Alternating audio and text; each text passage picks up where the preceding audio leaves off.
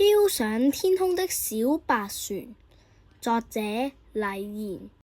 在藍藍的天空上，飄着一隻白色的小船。海裏的小鯨魚看見這個奇怪的景象，就問啦：小白船，點解你會喺天上面嘅？小白船疑惑地說：我都唔知啊，我就係記得我琴日同阿媽鬧交，我覺得阿媽好煩，成日管住我唔想聽佢嗌吱嗌咗，我一瞓醒覺就到天上面咯。小鯨魚就話啦：咁咪好咯，如果你可以自由自在，唔使俾媽咪管啦。你又講得啱喎，而家我想去邊就可以去邊咯。小白船開心得眉開眼笑，它快活地在藍天中飄揚。它看見翠綠的草地上牛羊成群，看見金黃色的沙漠連綿起伏，看見北極的冰山在陽光下閃閃發亮。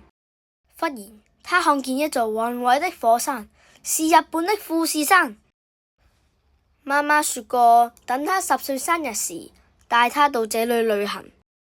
媽咪，你睇下，係日本嘅富士山啊！話到嘴邊，他才猛然想起，媽媽並不在他的身邊。他多想把這些美麗的風景全部都指給媽媽看。小白船再也忍不住了，晶瑩的淚珠一顆顆流落下來。夜幕降臨，溫柔的月亮姐姐出來了。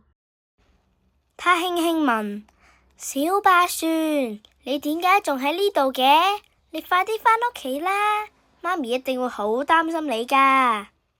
小白船哭着說：我都好想返屋企㗎，但係我都唔知點樣返去大海。月亮姐姐安慰道：唔使擔心，你而家去問下雲姨姨啊，佢成日變成雨落到大海，一定有方法嘅。小白船找到雲姨姨，雲姨姨慈祥地說：孩子啊，如果你要返落大海，就要等一場好大嘅雨。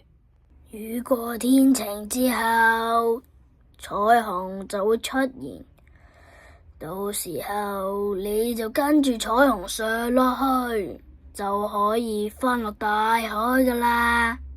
第二天晚上，狂風大作，暴雨傾盆，斗大的雨點打在小白船的身上，狂風更把它的帆吹破了。他覺得又冷又痛。他看見海面上的船隻在風浪中搖晃。忽然，他想起那個和媽媽吵架的晚上，他就是想在這樣的暴雨天出海玩耍，媽媽卻無論如何都不肯答應。現在他才明白，媽媽是怕他遇到危險。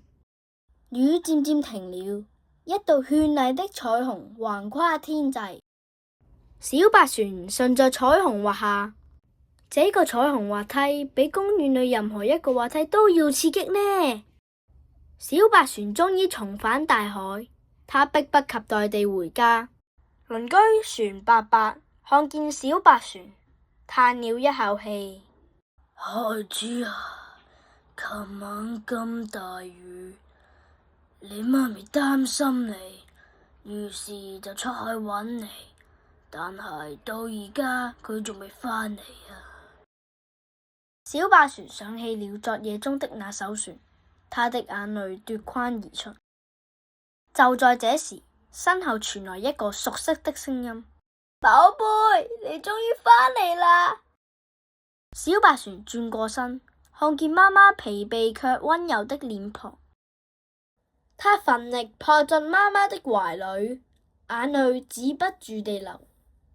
從此以後，他再也不任性了，因為他知道，無論飄到多遠的地方，媽媽的懷抱永遠是最幸福的港灣。